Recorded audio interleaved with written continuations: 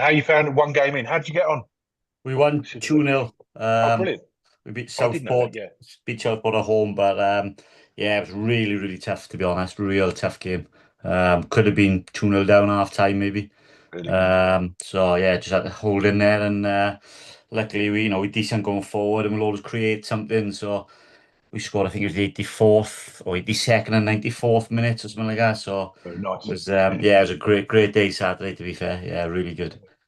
Really Well, good. we had Horsham who came up from the Yeah, Isthmian yeah, Prem, so it was a similar yeah, sort of deal. yeah. And they gave us a. We knew they would, but they gave us a Mm, real tough. Um, yeah, yeah, we I think we scored in the 80th or something like that. But yeah. they'll do well this year. They'll do very well, Yeah, I think. we missed a chance a bit earlier on, and I said at the time I did.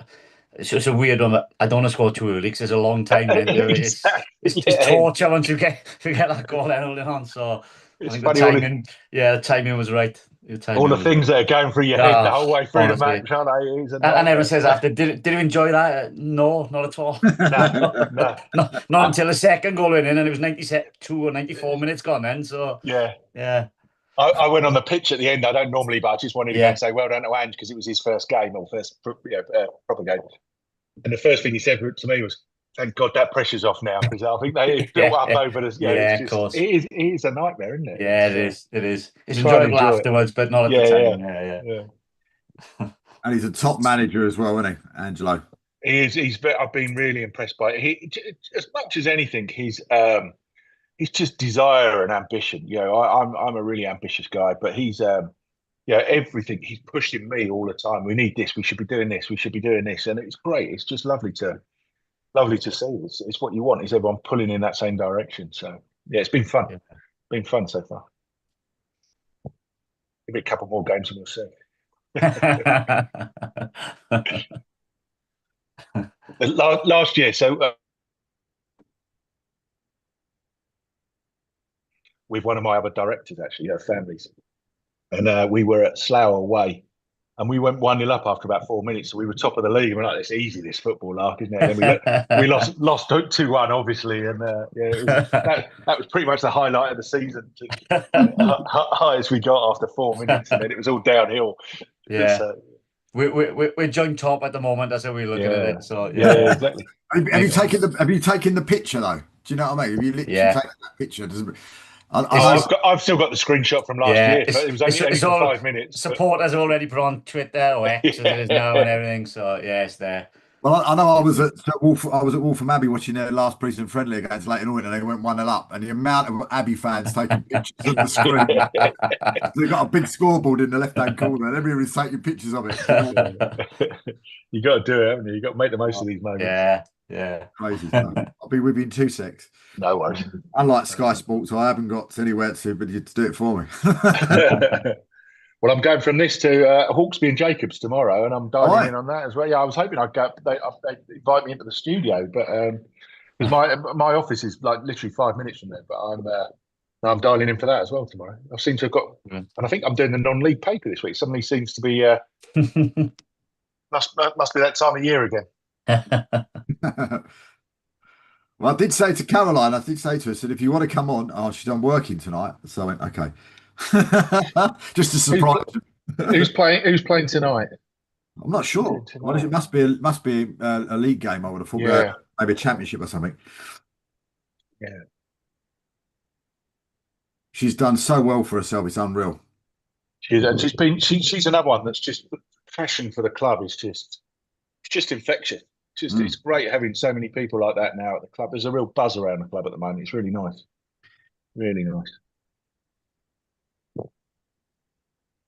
I was at Wembley yesterday. I'm also a Liverpool fan, Oof. and Well, thanks yeah, for joining us tonight, and we'll see you next week. we lost. It's a perfect time to have a Liverpool fan on, isn't it?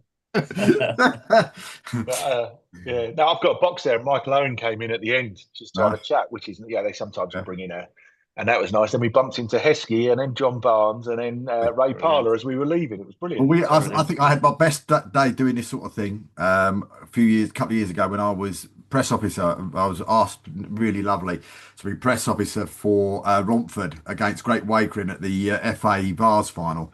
And I can Nice. honestly say, probably one of the greatest days of my life. It was phenomenal. I had the same Yeah, reputation as Alex Ferguson had the following week. Do you know yeah. what I mean? He was in the dressing rooms, on the pitch. Oh, it was just phenomenal day. Absolutely phenomenal. You But can't beat it. welcome to the Reposs non-league show, and we're back, of course, for episode 2 of season 15 of this show. And it only feels like yesterday we started it in a shop in Harlow, and here we are 15 years later, and we're doing it all by Zoom now, which is all good fun.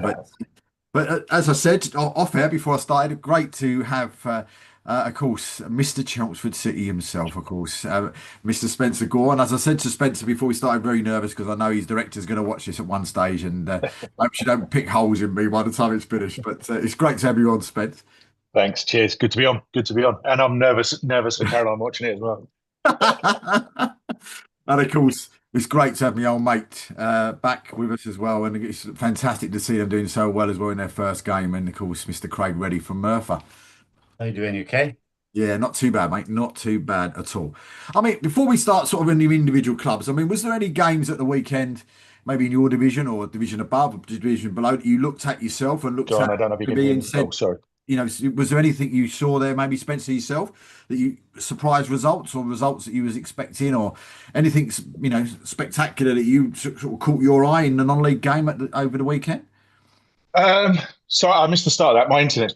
That's right. Tip of I was sod floor, isn't it? But No, yeah. was there something over the sort of weekend we just had, the first weekend of the season for steps sort of one to one down to four? I mean, was there anything there that you saw that was maybe a little bit of a surprise, maybe in your own league or in the North League or maybe in the Enterprise Premier or or even lower down? Was there a result there you looked at and thought, wow, didn't expect that to see that first day of the season? Um, I think the two standout for me were probably Dagenham and Redbridge losing. I know they were playing Ebbsfleet, which was always going to be a really really tough game. But they're the bookies' favourites to win this league, and they lost 2-0 at home. So that was a big surprise in our league. Not a surprise, but it's a great result for Ebbsfleet. And we got them on next Tuesday, so it's going to be a really tough one for us. And then obviously our big rivals, Braintree, where Angelo came from, got a really good win under their belts, and they're top of the league. And I think most people, without being disrespectful, will have them down as a team that are going to be battling nearer the lower half of the table rather than the top half. So that was a pretty good result for them as well. Mhm. No, absolutely. What about you, Craig? Anything you saw?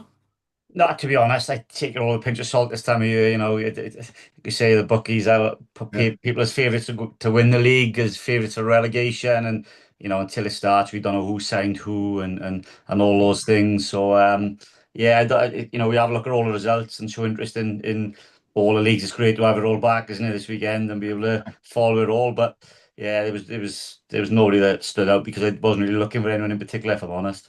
Well, we looked. I was at the Abbey. I quickly looked at this. Thankfully, at last, the Southern League have gone into the future and actually managed to use football web pages, which is fantastic. For the first time, and literally looked at that, but then looked at the Isthmian North because that's exactly where Waltham Abbey playing, just to see how Malden had started off. And I think inside 20 minutes they were 3-0 up already. Do you know what I Yeah, mean? So yeah.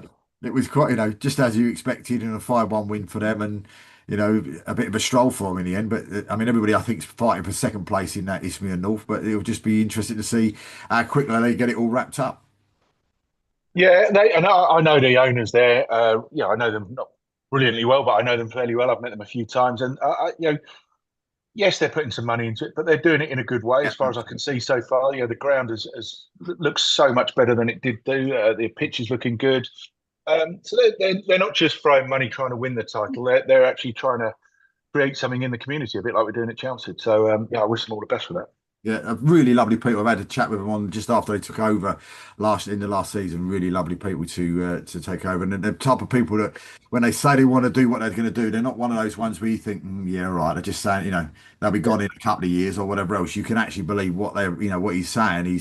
yeah. He's going to do it. So it looks very very good for them. But for Chelmsford City, Spencer, I mean, tell everybody, I suppose, people that don't know much about your sort of time with Chelsea, where did it all start for you? When did you start sort of falling in love with that club? And when did it all sort of, I know you sort of became major shareholder last year in July last year, but where did it all sort of start for you? Was it around that time or was it before then? No, I grew up. probably as the crow flies, about 3 or 4 miles from the ground, in a little village just outside Chelmsford. So, I've been Chelmsford for all my life, apart from a few years up at university in London. So it's my local team. I've I wouldn't say I was, I've never been a season ticket holder before, but I used to go and watch them. I watched them when they ground shared with Billericay, so I've been there, on numerous occasions. Sorry, go on. I remember going to watch them back in, would have been something like 2007, maybe a bit earlier than that, against AFC Wimbledon at Kingstonians. So I used to go and watch them home and away occasionally. But I've always loved football. I've told this story so many times, but I was never going to be a footballer, so therefore I was probably never going to be a manager. But so owning a club was the next best thing for me, and I set that as a goal a long time ago to own a club, and it was always going to be Chelmsford. I had offers of other clubs. A friend of mine, Simon, owns Eastbourne Borough now. He asked me to get involved there a few years back. Southend approached me about buying them a few years ago. But for me, it's something that I knew that if I wanted to do it, I would. I'm an all or nothing person, so I've been down there all day today. I'm there most days, so I knew it had to be my local team, because otherwise I'd just be travelling backwards and forwards. So I first got involved officially back in 2007 when I set up my first business, just helping out down there because I had a 3 month non-compete. And then I tried to buy the club in 2000, or just after COVID, 2001, something like that, and it didn't happen. And I've sort of given up on it to a certain degree, because the owners had told me they didn't want to sell. And then I got a text message May the 11th last year at 7:45 in the morning, saying I'm retiring as chairman, and we're going to sell the club. Are you still interested? And that's sort of when it all really kicked off. It happened quite fast. It was it was a tricky process, because they gave us no due diligence whatsoever. I didn't have access to the bank account for probably 2 months after I took over the club. So it was far from smooth, but that's the story to it. I mean, as a businessman, I mean, it was a little bit sort of, I wouldn't I suppose terrifying might be the too big of a word, but if you haven't seen the books on something like that, I mean, especially going into a football club, I mean, how sort of nervous was you sort of going into that sort of, stage of buying the club? It was definitely a heart over head moment. I pulled out of buying it 3 times because of that. Dan Watkins, who is the 40% shareholder, lives out in Hong Kong. So pretty much as soon as he got involved as an investor 5, 6 years ago, whenever that was now, he got a promotion to CEO of JP Morgan out in Asia Pacific, moved out to Hong Kong, and he's not been around. So it was really going in blind. And I sat down with him, and there was a point where I was in Rome on holiday, last July, I think it would have been. And I said to him, I can't go ahead with this. They're not giving me the information. I'm going away on 2 weeks holiday. They haven't got enough money for the end of the month's payroll. And we had a conversation, and the outcome was that we're pretty much sure there's not going to be more than £1 million worth of debt, and we hope it's nearer £250,000 worth of debt. But as long as it's within those ballparks, we'll gamble, because otherwise the club goes bust. And that was something that I wasn't going to let happen, and nor was Dan. So we gambled, or I gambled. And it turns out we were probably in the middle of those two figures. So it was, a bit of a shock, but not a big shock. It was a bit of a disappointment, but not a shock. Let's put it that way. Mm. I mean, getting out of that club though, I mean, on that day you sort of signed the forms and everything else to take over the club. It must have been a dream come true for somebody like yourself that's actually been trying to get hold of the club for as you said, quite a period of time, and actually sort of being a supporter as well and actually getting hold of it. I mean, what was sort of your reaction to that on that day, and Dan's as well, but also as well supporters wise, what was that like as well, knowing that a fellow supporter actually bought the club? Well, the day I actually signed the forms was my last day of holiday. I'd been out in Greece for 2 weeks. I was sat in the reception of the hotel, and I transferred the money across and signed the DocuSign to take over the club. I flew home back to England, drove from Heathrow straight to Whittam, who you'll know from your league, Yeah. because we were playing them in the Tolson Darcy Memorial Cup, which we did. So my first game in charge, technically, I saw the last 5 minutes. But as I pulled into the car park, we were winning, and by the time I'd got into the ground, we were losing. So that was my introduction to the game. And then we got home, and that night the captain of the women's team sent me a nice message saying, welcome to the club, congratulations. And she sent me a link to a video called The False Nine, which is a documentary they'd made about the women's team a year or two earlier, and how the women's team had really helped with some of the mental health side of things. And to be honest, I was sitting on the sofa in tears, and it all built up over sort of 2 or 3 months. And I hadn't really realised that actually, as well as the men's first team, we've got the women's team, we've got the youth team, we've got the disability team, we've got the walking football, we've got a football foundation. I didn't even know we had a foundation. I have a football foundation I didn't know I had at the time. And so it all happened so quick, as I say, and with no due diligence. It was all a bit of a steep learning curve. Mm. So, I mean, are you a chairman now that's over all of that? Do you know what I mean? And making sure that, that the kids know who you are, and, the walking football people know who you are, and this sort of stuff. I mean, are you one of those chairmen that likes to make sure that everybody's, because let's be honest, there's 2 or 3 types of chairman. One of them is where they're just the chairman of the first team. Others of them are, like the sort of, how can you put it, the father of the whole lot, if you know what I mean, and they'll go and see Yeah. games, and they'll go and see that sort of stuff. I mean, I know you're a busy man with businesses and stuff, but I mean, do you try and be that sort of type of chairman?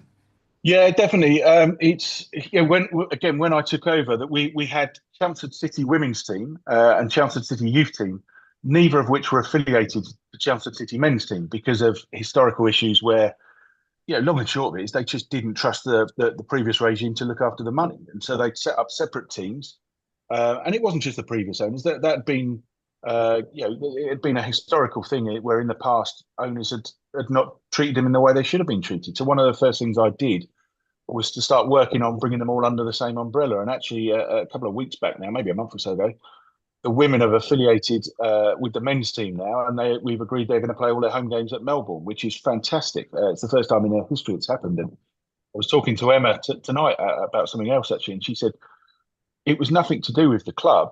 She said we've wanted to affiliate with the club for a long, long time, but she said we now know the right people are in charge of the club in me and Dan, and that was incredibly nice to hear. But that's what we're trying to do. Is our motto is many minds, one heart. We're so much stronger as a big unit than we are as one individual. So we're trying to bring it all back under one umbrella, trying to build a proper community club because that's, in my opinion, probably the best way to make it sustainable. Mm. And what's it like though? I mean, with the going in there, and I mean, are the youth players sort of coming up to you now as well, and some of the parents and that. I mean, do you get to know? Are you getting to that sort of stage now where you know quite a lot of what's going on with the kids stuff? As you said, it must have been difficult for them all before. So now it's like one big family. Is that must sort of like make you feel really good about taking over the club and seeing it coming in the right direction? Certainly with the women's team. So we invited a few of them over as well for our men's kit launch and things like that. I've been over to, Chris is trying to get me to play for the walking football now. I've just turned 50. And I've seen them play, and I'm embarrassed to say I don't think I'll be anywhere near good enough. So I'm just just happy watching them at the moment. We're still struggling, to be honest, with the youth team. We're trying to get them involved more. We've sat down with conversations and we've offered them all sorts to try and get them involved, but for whatever reason, they don't feel comfortable doing that yet. It takes. I was asked a question in the very first fans forum that I started by one of our fans saying, we've had previous chairmen that have come in and promised the world and this, that, and the other. What are you going to do today to make me trust you? And I said, well, no, I'm not going to do anything today to make you trust me. Trust is built up over time. I'll say I'm going to do something, and I'll either do it or I won't do it. And if I do it, hopefully you'll trust me a little bit more. And if I don't do it, you'll trust me less. And over time, that will build up. And actually, last Monday, we did a review of the year, and so I went through all of their successes and challenges. Then I said, right, first question from me, Alan, do you trust me any more than you did last year? And that it's just obviously going to take a little bit longer to get the youth team to trust the main club. So I don't know the youth team as well as I'd like to, because they're quite happy running as a separate entity at the moment. I think if I was a Chelsea City fan, one thing you just said then, it was just a sentence that you just used then. But I think I'd be more trusting in you from just that one sentence that you made there, because straight away you said, your strengths and your challenges.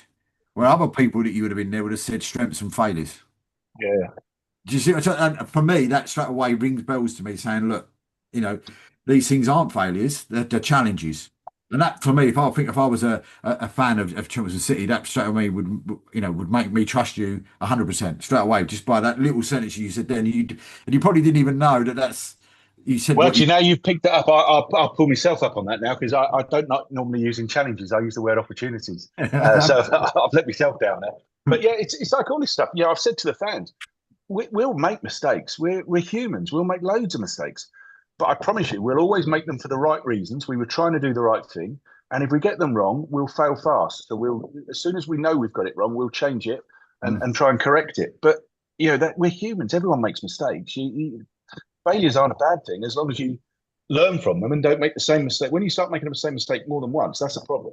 Mm. But if you don't make a mistake, it probably means you're not pushing yourself out of your comfort zone enough. Mm. And that's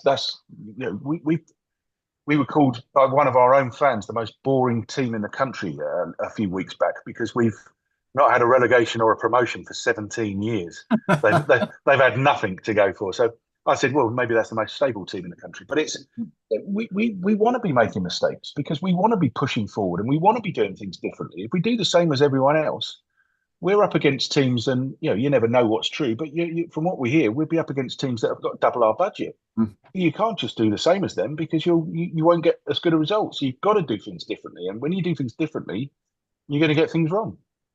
Well, you're not going to embrace it though. You're not going to be able to bring in Andy Carroll just like that, are you? No, not anymore. Not anymore.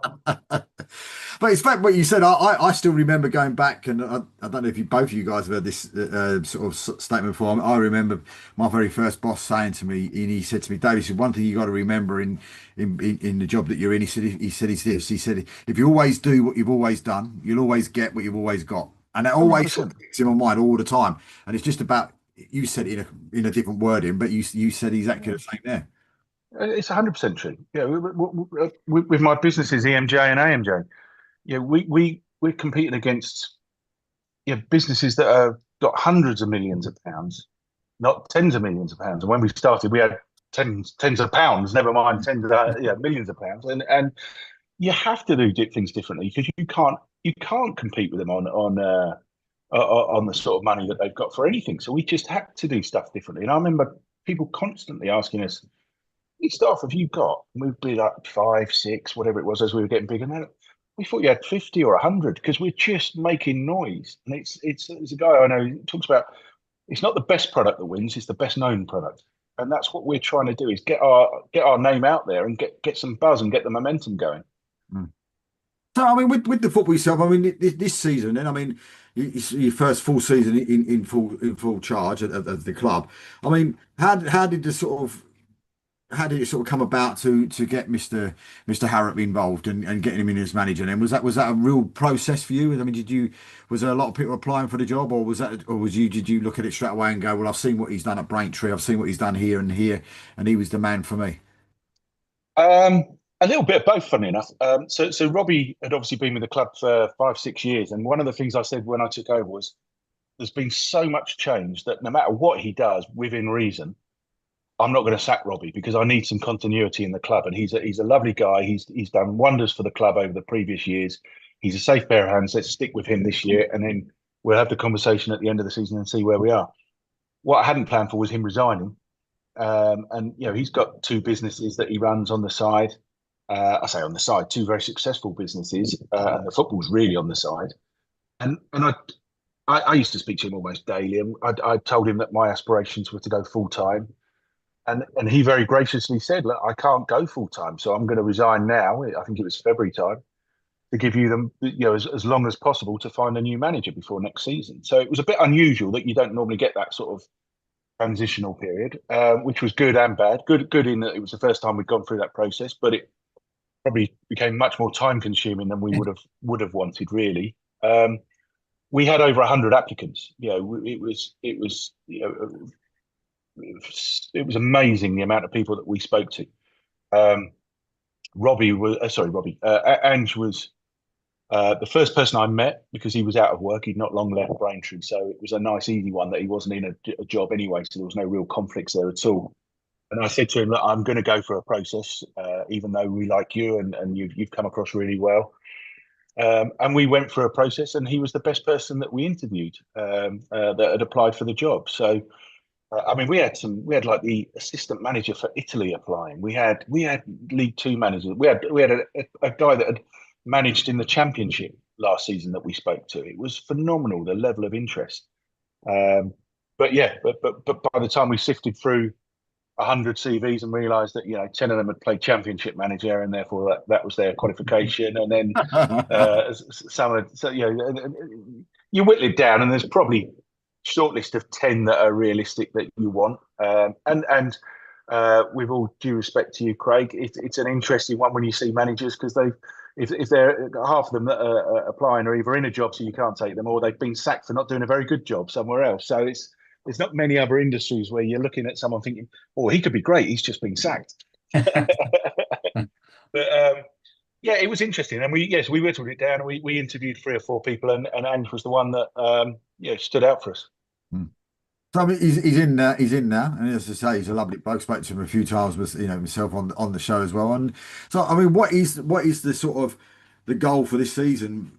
I mean, I take you in, and I don't want you to tell us the ins and outs of your conversation, but I mean, with that sort of conversation with Angelo, I mean, are you expecting to sort of push to back into the playoff situation again, or trying to get through and get, as you said, you haven't got as much, in the bank as some of these bigger clubs have got. But are you sort of looking at it and thinking, well, look, we stand a chance this year of getting that sort of promotion after 17 years?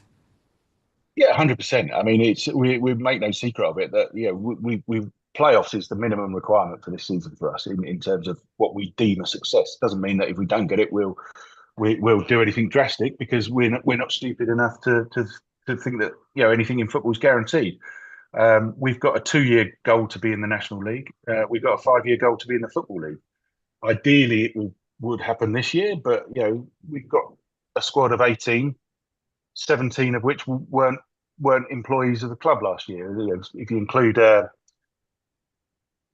Barber, who we had on loan from Ipswich, who we've now signed, there was 2 of them, but there's a whole new squad there, so it's going to take them a while to gel. It's going to take them a while to get used to it.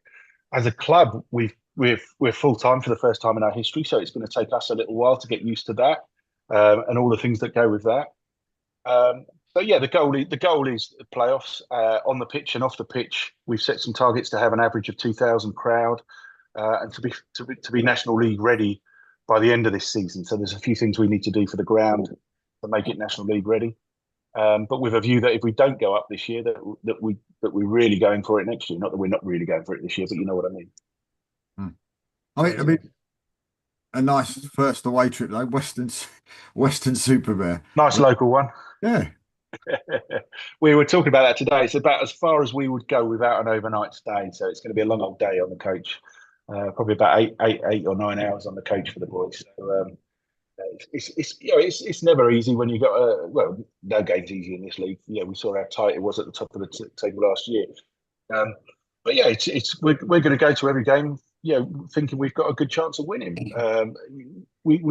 Whenever we go anywhere as Chelmsford City, we try and overperform. The year before I was involved, their budget was probably 16th, 17th in the league, and they finished second. They massively overperformed. Last year, our budget was about 15th in the league, and we were, I think, 11th in the end. So we always are aiming to overperform, and we don't believe it is just down to budget. We've increased our budget incredibly this year because we've had to go full time. But as I said before, there'll be teams with double our budget, and so you can't just rely on that. You've got to look at things that don't cost you money and say, well, can we be the fittest team in the league? Can we have the best team spirit in the league? It's things like that cost you nothing, and then it's things that might cost you a little bit, but not massively. Can we give them a really good, nutritious breakfast? Can we give them a good, nutritious lunch? Can we give them the good training facilities? And it's a combination of all of these things, and it's and then at the end of the day, it's a little bit luck of the draw that you don't get a deflected own goal in the 95th minute that costs you a game, or there's so many variables. You just got to sort of hope for the best at the end of the day, haven't you? I mean, I know speaking to Gary McPherson last week, and his first away game, which was this weekend, was down to Torquay. He said to me, look, I'm just glad it's first game of the season when the weather's probably going to be all right. Yeah, exactly. rather than sort of in mid-February when you've got to go down there. We had that last year. I think it was October last year. I remember I was literally sat next to Neil Warnock, and he had a blanket over his legs. That's how cold it was. But I mean, is there games in there though, we say as a fan, is there games in there this season that you look at, I'm an Arsenal fan, so the first games I look for every season is, of course, is the Spurs game, or or ones around my birthday, see if you can get there to go to, or etc. etc. But I mean, is there, as a Chelsea fan, is there, you look at it and go, these are the ones I'm sort of looking at, and you sort of go through that fixture list to, for other reason, if it's a derby or if it's one that you're really excited because you've not been to the ground before, or things like that. I mean, is there games there that you're really looking forward to? Yeah, I mean, we don't have a proper derby such at the moment because we've got Braintree in the league above us that would be a good derby match whenever we play them, and then we've got Billericay that just missed out coming up from the league below that would normally be a good derby. So we haven't got those as such, but for me, there's a couple. Enfield I like because my business partner lives in Enfield and it's his local team, so that's always a nice one. And then the one that really jumped out this year, I couldn't help it. It was almost like fate. Was a good friend of mine that I used to play football with owns Eastbourne Borough, and we've got them last game of the season. So it's we went 4-0 up against them at our place last year and beat them 4-2 in the end, and then we lost. I think it was 3-1 at their place. So I said we did them on away goals, but yeah, it'll be the last game of the season. So I'll hope that one of us wins the league that day, and the other one secures a good playoff position and goes up that way. I mean, just looking at there. I mean, you say your last few games, you've got Enfield at home, Dagenham and Redbridge away, Maidenhead United at home, Chesham away, and then, as you say, Eastbourne at home for a finish. Yeah. It's not a bad little running. Well, it could be an easier one, I think. Yeah. And Dagenham would be a great one. I remember watching Chelmsford in the Senior Cup final there years ago when it was played there, and obviously with the Andy Carroll connections, that I'm sure that'll be fun one for the fans when we play there. So, I mean, one of the things, I mean, it'd be wrong for me not to ask you, and we've mentioned her once before a couple of times. What's she like to work with? Caroline. Yeah. She's brilliant. She's a proper fan. I don't know how many generations. I think it's 3 generations a season ticket holder. She was involved with the club when I was first involved back in 2007. And she was one of the first people I invited to join the board when I took over. There was some obvious choices for me. There's a guy called Dave Selby, who is just someone I think, having known various different board members over the years, someone that has never ever shown any sort of self-interest other than the club doing well. He's the club historian, so he's a great person to have around. And then Caroline was one of the other two that jumped out straight away because she's club through and through. She's so enthusiastic about doing it, and she's got a really good black book of connections in football through Sky Sports and BBC work, and plus having the connection to the women's team, I knew would help us trying to bring them back on board. So yeah, she's great to have her. She was literally up there on Friday. She'll hate me for saying this, but cleaning out the referee's room and buying air fresheners because it stank of mouldy football boots and putting up a new Chelmsford City crest on the changing rooms. She just wants it looking perfect, like all of us do. It's great having people like that around that just dedicate so much time and effort to making the club better. And in all fairness, I know you say she wouldn't want you to say that, but it's not something that sometimes somebody would say something like, and you think, yeah, right, well, yeah, okay. But with her, with Caroline, 100% that's exactly what she would be doing. You know what I mean? Getting the mop out and the rest of it, because she'll definitely hate me for saying this, but so we bought we bought all this new kit for the players, and we brought the club shop in house, and everything's been planned as well as you can, and then the kit turns up and it looks great. Everything looks great, and the tracksuits, sort of the old-fashioned ones where you have to get them to the right length, cut the bottom off, and turn them up with that iron-on tape. So we've got 20 players with tracksuit bottoms that look about 2 foot long for them. They literally come out over the end of their shoes. And we've had them all embroidered with Chelmsford City. So it's not like we can return them. And so she's like, well, we just have to turn them up, won't we? So she's there, ready to turn them all up. And I'm like, look, we'll just buy some more.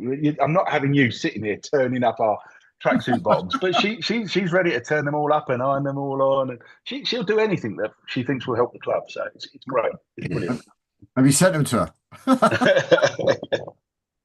I did tell Adam Drew, our head of recruitment, we could only sign players over 6'5" moving forward, but he wasn't too keen on that. And Adam, again, somebody that I know quite well as well. I mean, he's another great character to have on board. I don't know other clubs as well, but I think most clubs at this level are so dependent on really good volunteers. Mm. Um, there's some of them get some money for their expenses, some of them get a little bit of money, some of them just do it for the love of the game, but none of them are probably paid as much as they should be getting paid for doing it, and they're the lifeline of the club.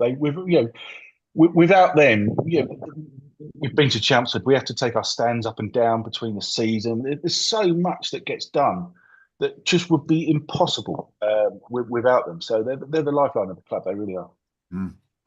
We'll just speak to Craig just for a second, and we'll come back to you in a second, Spence. But Craig, I mean, first game in step two, and I mean, couldn't have asked for a better day, could you? In the end, yeah. When the game finishes and it's 2-0, it's a great day. But yeah, it was a really exciting time. Same as Chelmsford, I imagine. The town talking about it for the week leading up to, or the weeks leading up to it, rather. We had a great turnout. I think it was close to 1,800 there. We were helped at Cardiff. We were playing Thursday night. Swansea were away, so it was quite a few Cardiff supporters that I did see up there, so that helped. But yeah, it was a great day, and something we can build on. It was a tough game, and one that we could have been trailing in by a half time, but credit to our goalkeeper and the boys in general. They dug in and made us difficult to beat, and we're gonna have quality then going forward where we can hurt sides, and proved to be the case with a goal. I think it was around 82 minutes we scored, and then again in stoppage time to win it. So yeah, it's a great day at the end, but yeah, I don't know if it's enjoyable during the 90 minutes. I'm not so sure about that, but afterwards, then it's a great feeling. Good to get Lewis back and puts it away for you as well. Yeah, he's come back. He's looking really sharp at the moment. He's working really hard as well, in fairness to him. And he's just so composed when he does get an opportunity. You're confident that he's going to slot it away. So yeah, it was a big thing for us to have him back. Um, and he just fits in so well with the players we've got there. He was on the end of season trip with the boys when they went away on their tour. Like all clubs to Ibiza, I think that's where everybody goes. So he was on that trip with them, and still, he socializes with a lot of the players outside of football as well. So it's perfect because there's no issues with him coming into that changing room, because you don't always know when you sign new players how they're going to fit in and what have you. But yeah, brilliant to have him back. And like I said, his composure is so good that as soon as he went through, you just knew he was going to slot it home. And in your next game, you're coming down towards me, aren't you? For your next We're, game? we're in Peterborough on Saturday, Peterborough Sports Saturday. So yes, it's the start of the many miles we'll be doing this season. But look, if you'd asked us this time last year, we would have jumped at the chance to have this opportunity. So we're looking forward to it, and all the challenges it brings, and we'll see where it takes us. Did you want the season to stop now? Because that puts you in the playoff semis, doesn't We, it? we joined top, yeah. I think we're second on alphabetical order at the moment, so we take that right now. Yeah, so it's a good start, but yeah, if we could end it now, we'd be happy with that. Easy this step two, isn't it? Yeah, yeah, yeah, yeah, yeah. Not sure. It just shows sadly the levels that you go up. It's just one league, but it felt at times like there was two or three levels within that. To be honest, so 2-0. You always think, oh, it's comfortable. If it's two, it wasn't comfortable by any stretch of imagination. As I said, we could have been trailing at half time. Our goalkeeper Jamie Cogman made a couple of brilliant saves. Um, and it's time to think of this, you could see the levels within it, and it did take some of the players time to adjust to that, and realize that they've got to be a bit quicker both on the ball and off the ball, which is natural, when you're not used to playing that level. There's no doubting that these players can play at this level, ability wise. They've got so much talent, and they're all, it's a young squad we have there as well. So it's exciting times, but yeah, you can see the difference within the first kind of 25 minutes that, right, okay, we're gonna have to be on our toes here. We're gonna have to be a little bit better this season. So I mean, it's not an hard league, is it? I mean, you've only got teams like Hereford, yeah, Scarborough. Then you've got Darlington, you've got Telford, you've got South Shields, Kidderminster, Chorley, Chester, Macclesfield. Nothing You really. know, Yeah, yeah, it's great though. You name those teams there, and just that excitement of playing those teams and going to play at those grounds and against such big clubs is it's what we're in it for, and it's brilliant. And I can remember being a kid in back in the days when we were in the conference, the Vauxhall Conference as it was, and some of those teams coming down to play, and so it's great to play them again. And our supporters will have been to some of those grounds, so I think Saturday we take in I think it's two coaches and a minibus maybe away. Plus there'll be a few in cars, so we'll have a good crowd going away Saturday again. And it's just, everybody's so excited for this season. So, the Hereford game, especially when we play them, will be it'll be a very lively game. I'd imagine that when we played them, I don't know, 6, 7 years ago on a Boxing Day, and it was a huge crowd there. Our ground was absolutely packed that day because they brought well over 1,000 with them that day. So that'll be one to look forward to. But as you say, there's so many games and big clubs for us to look forward to this year. It's really exciting. And I bet the big man had a big smile on his face this weekend, didn't he? Yeah, yeah, yeah, yeah, I reckon yeah. he did. Yeah, I was thinking about it. I called my parents out Saturday morning, and he used to live just opposite, and just looking out the window of the house, and I thought, he'd have loved this today. He really would have. So, I mean, how many new players did you bring into the squad this year? We've only brought in, we've brought in three or four, I think it is. We managed to keep all bar one. Kane Simpson has gone to Taunton. He's a good move there. But other than that, I think everybody has signed back, which was the main thing because, as I said earlier, we've got a real talented young group of players there who can grow together. To be honest, if they do stick together, which they decided to. So yeah, we needed to bring in a few because we haven't got a reserve team there. We can't dual reg players being under the umbrella of the FAW, so we can't send players on the dual reg. So we needed to bring in a few to strengthen it, but we still only got a squad of around 20, 21 players at the moment. So we signed a few. But yeah, we'll it's going to be tough with so many games in this league, those extra games, and I think it's something with the cup games like 48 games in the season, is it? So that's if we don't win the cup game. So, it's going to be a big squad effort, and that was shown Saturday with five subs coming on, and they all contributed massively towards the win, to be fair. No, but was there sort of a deep sort of thank God for that type of thing when Ricardo put his name on the forms? Yeah, look, as I said, we got so many good quality players, and obviously Ricardo gets applauded for the amount of goals that he scored for us. And there was a lot of talk: would he stay? Was he going to go? There's quite a few clubs sniffing around Ricardo, but we got a squad of so many players that we didn't want to lose anybody. Truth be told, it would have been a blow to lose if we'd lost it. Numerous players within that squad. So I think it was a big thing every time we'd announce a player on social media. All the fans would be brilliant, right? Next one now, when's the next one? And there was a lot of excitement around it because sometimes you sign players and that excitement is there. But with us, there was the same excitement when we signed the boys back from last year. To be fair, so yeah, it's a big season for everybody ahead, and if he can get some of those goals that he scored last year, we can have a good season. And getting Lewis back must have been a massive boost as well. Yeah, definitely. Like I said, for the changing room as well, the boys know him, so it was easy for him to settle in. And within a couple of weeks, it's like he hasn't been away, to be honest. But again, that quality that he adds to us, and obviously he's been with Yeovil full time for a period, so he's come back looking so sharp, and his general play sat, it was excellent. His work rate was really good, and then he gets that chance, and he's composed enough to, as the ball dropped to his feet, I got up off the seat because he just thought this is the one where he's going to score. If he gets a chance, he's got that composure and he slotted it in very calmly, and yeah, got us off and running. So no, it's a very talented squad. It's a very young squad, and it's very exciting to see where they can go this season. Did you have anybody from the FAW there at the weekend? Not that I know of. Not that I know of. I wouldn't imagine there was anybody there. I don't think they love us at the moment. So yeah, I don't think there's anybody there.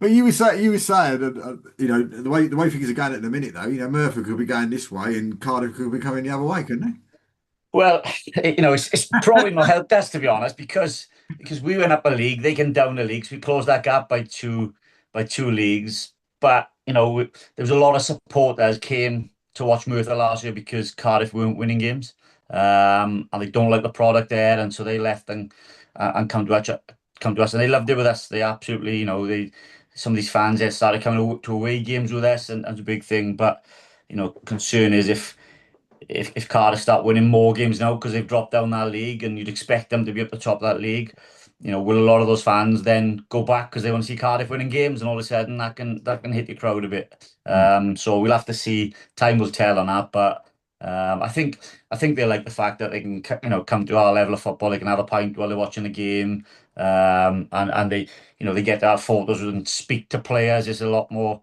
of a personal thing when you come to this level of football. Whereas at Cardiff, they see those players on that pedestal. They can't get anywhere near them.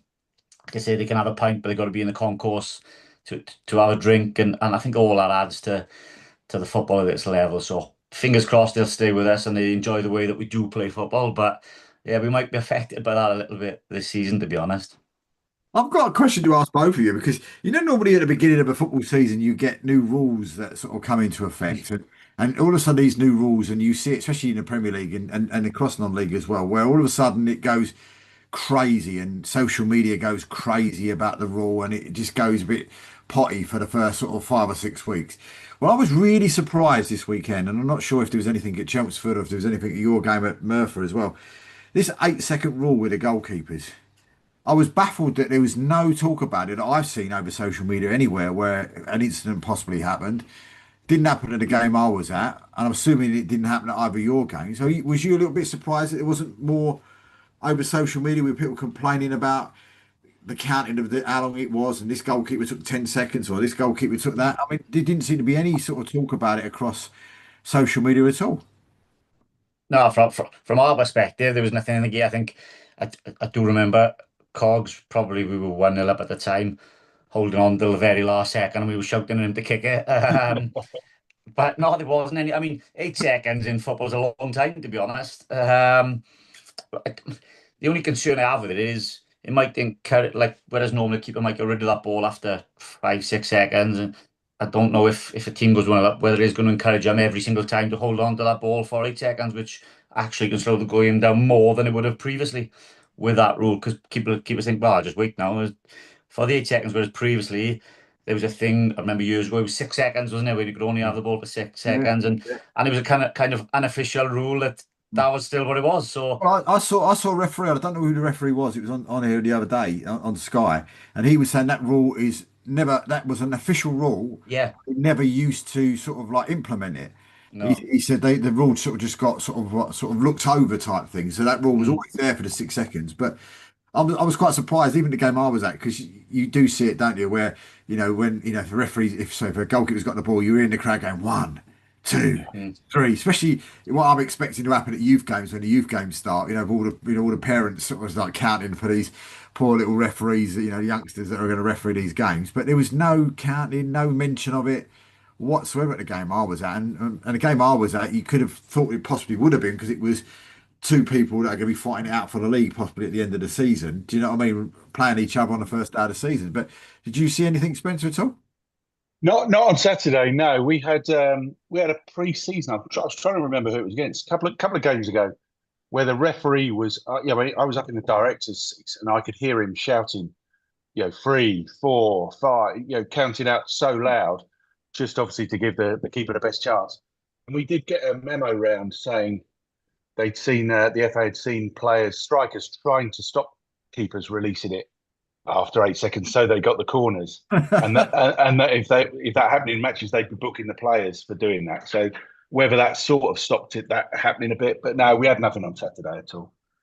It was just weird, wasn't it? I mean, because Yeah, you understand where I'm coming from. Normally, with a rule like that, you would yeah, see it all over social media, and this person held onto the ball too long, or yeah, yeah. person held onto it, or whatever. I wouldn't imagine the referees would want to give the corner, to be honest, Nah, because exactly. Yeah. they're gonna get so much abuse if they do, even though they're just enforcing a rule. So I don't think they'd want to do it, but yeah, be interesting. It was one of Yeah, those things we expected to happen at the beginning of the season, and by Yeah, sort of game 5, game 6, gets a it's bit more it's lenient. on. yeah, Yeah, yeah, yeah, yeah. and it's like maybe 10 seconds or whatever, but literally nothing whatsoever. It'll be the Premiership where Yeah, yeah, Premier League where it'll happen, won't it? yeah. Well, I think the biggest culprit for that might be Onana at the weekend because he's not Yeah. necessarily the greatest, is he? So he probably, let's hope he holds on to it for as long as possible, I especially. look, I'm a Man United fan. He usually doesn't catch a ball and hold it for that long anyway, so it's usually gone in a split second anyway. But I mean, with this new season, I mean, how with the build up going through? I mean, from her first sort of going into step two of for yourself, Spencer, sort of like being your first full season, actually being your club. I mean, what was the sort of excitement like building up sort of from the end of last season to this season? I mean, Spencer first. I mean, what was it like for you, with the excitement? I mean, have you sort of been counting down the days, or have you been that busy setting things up for this season that you've not had a chance to count down the days? It's been really exciting. Yeah, we made, as I say, going full time was such a big change for the club. Um, yeah, we literally everyone thinks we've spent fortunes because we've signed 16 players, but actually we only had two players, as I say, from last season, so we had to. So we've still got an 18-man squad with two academy boys joining us. So it was exciting because we were announcing new signings every other day almost. But it will take time for them to settle in. The pitch is looking better than it's ever looked. We've done a lot of work around the ground. So it's been ridiculously busy. We had two big signings that we were working on. One worked, one didn't. That took up a huge amount of time. Um, and so when it got to it, it was almost just you know. By the time we kicked off on Saturday, I was really quite stressed because it had sort of we put so much into the last 2 or 3 months trying to get everything perfect, and I was like, just bloody win today. I don't care how you do it. And we were, my first game last year, we had 600 people there, and we August is always quiet for us because of cricket and holidays, so we didn't know what to expect. But we hoped the momentum had picked up and we might get 1,000, and we had 1,572. So it was brilliant. There was a real buzz around the place. We'd had Arsenal under 21s the week before and had just over 3,000 in the ground. So there was a real buzz leading up to it. And then when it kicked off, I was just absolutely, I stood the whole game. I normally sit for most of it, and I stood the whole game. I was so anxious. And even when we scored and went 1-0 up, that was where I just kept telling myself, we're full time, we're going to be fitter than them. That's the saving grace. The last 20 minutes, we'll be fine. Sort of fingers crossed, hoping for the best. And actually, it did look a little bit like that we controlled the last 20 quite nicely and scored in the 80th. But up until I think it was the 96th minute, it was still nerve wracking. And now that's gone, it feels fine again. But it was just so much that we'd been trying to put in place that it was like we need to win, we need to keep that momentum going, and then once that's done, fine, results will be results. But it was really important we won on Saturday, I think. Have you got sort of big things, plans that you're looking to put into, effect still? I mean, with the club. Yeah, huge. I was talking to the council down there this morning because obviously our ground's owned by the council. Um, we're looking at a new stadium. That's no secret.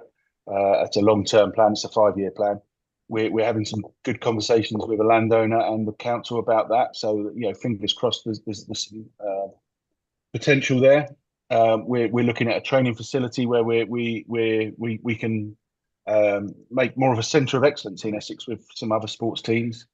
And then we're looking at what we can do at the current ground, and with a view that becomes more of a community hub for us once assuming we can get the new stadium where we headquarter the women's team and the academy and the youth team and their walking team. So yeah, we've got huge plans for the club, but all of this takes time, money, and effort. So yeah, we'll just keep trying to push along each day and improve each day. And I suppose if she was here tonight, I mean, I suppose one of the biggest things I suppose Kona would love to do would be presenting Sky Sports when Chelmsford are playing. Oh, I'm sure she would. I have to visualize everything, and for me, it's visualizing a game at Wembley. That's the real. Yeah, I'd love to be in the Premier League and all that sort of stuff. But for me, the dream has always been Wembley, and so yeah, it'd be great having Caroline commentating on a game in Wembley. Yeah, this trophy this year, maybe. You know, that's the easiest option for us. Not that any of them are easy, but certainly going to be easier than the FA Cup, I guess, or anything like that. But yeah, But then, we'll then see. she'll be contacting you. She'll be saying, "You're sending those tracksuits around now, quick, so we'll sort it Yeah, out." they need to look smart. Yeah. But yourself, Craig, was I mean, you must have been, you, Paul, and the rest of the team must have been absolutely buzzing, thinking about what was coming up.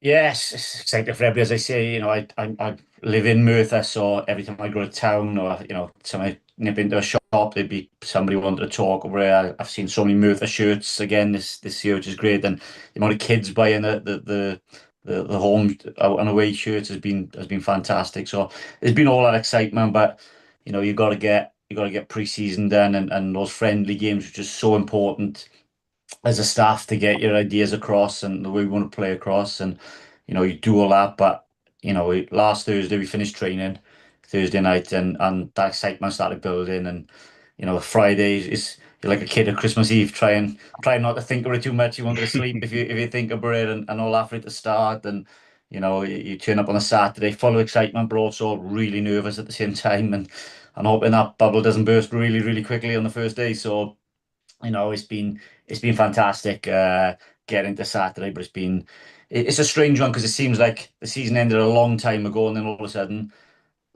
the new season started really quickly all of a sudden. So it's been excited time, but I'm glad we're back into it now, and it's the real football has begun.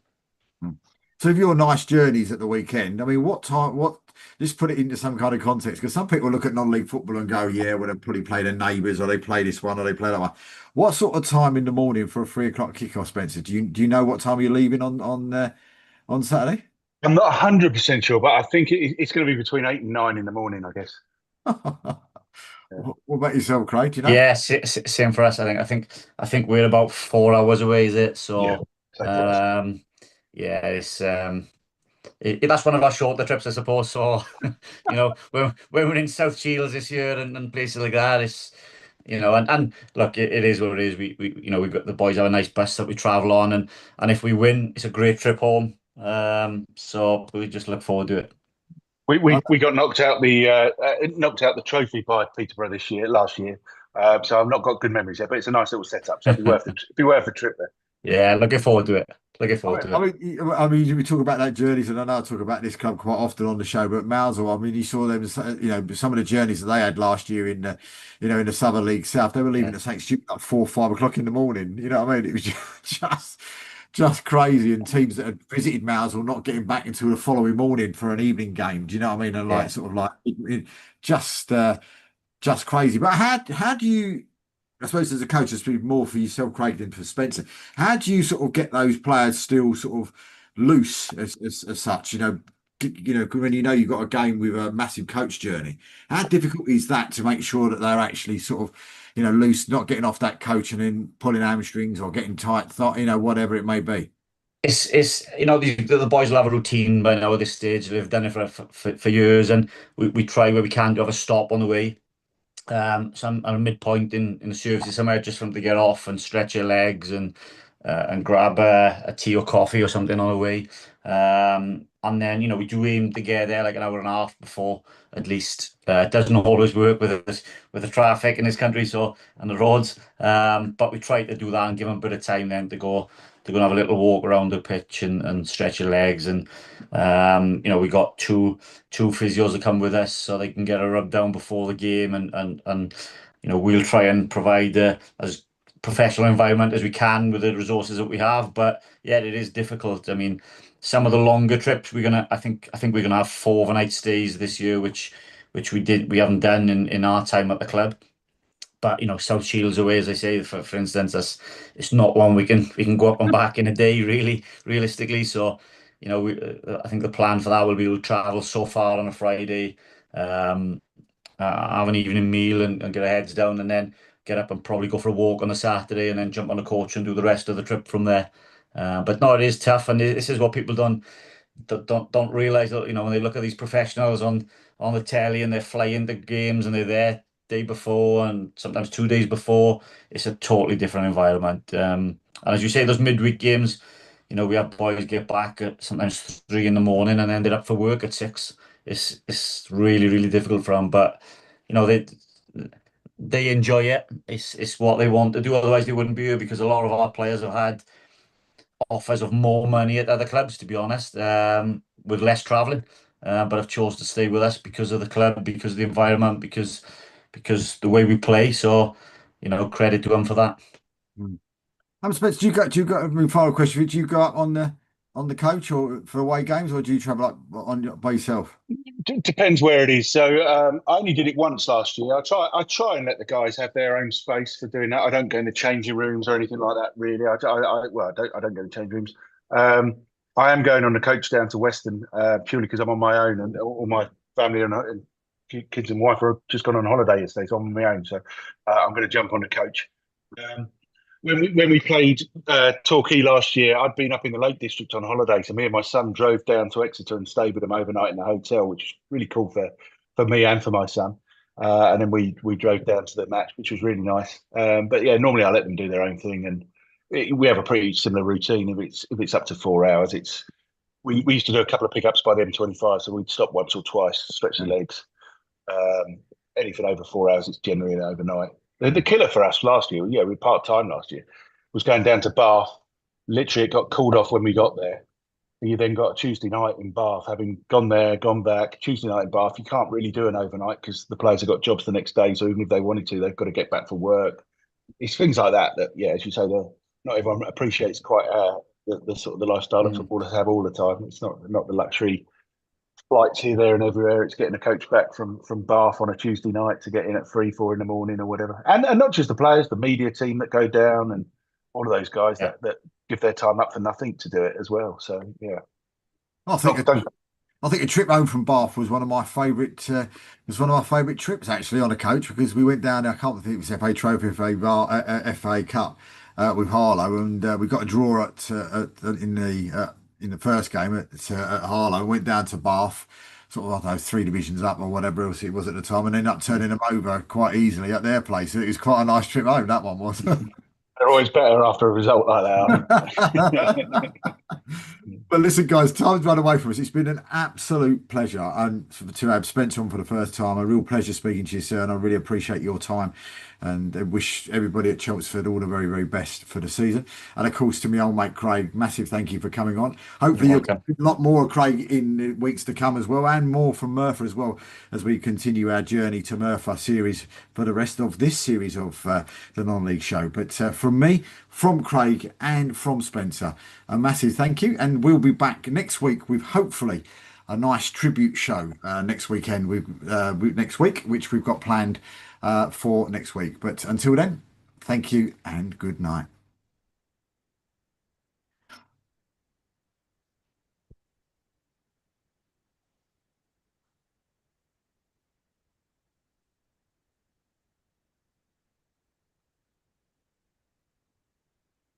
Quick question for you, Craig. I'm still live at the minute. I'm just trying to get it off, and then